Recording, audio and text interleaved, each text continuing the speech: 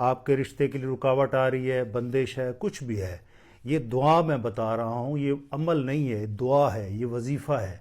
دعائے اکاشا آپ نے پہلے پڑھنی ہے، دعائے جمیلہ آپ نے بعد پڑھنی ہے۔ لڑکیاں پڑھیں گی تو دعائے اکاشا لڑکے کے لیے، دعائے جمیلہ وہ اپنے لیے پڑھیں گی۔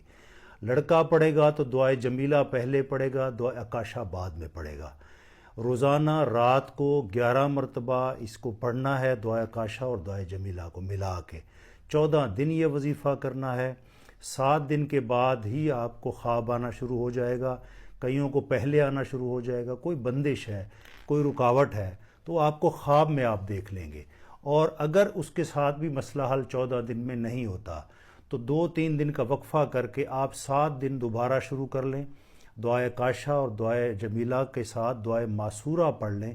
صرف 7 مرتبہ آپ نے پڑھنی ہے دعائے معصورہ، یہ اس کے ساتھ جمع کر لینی ہے۔ ایک بات دوسری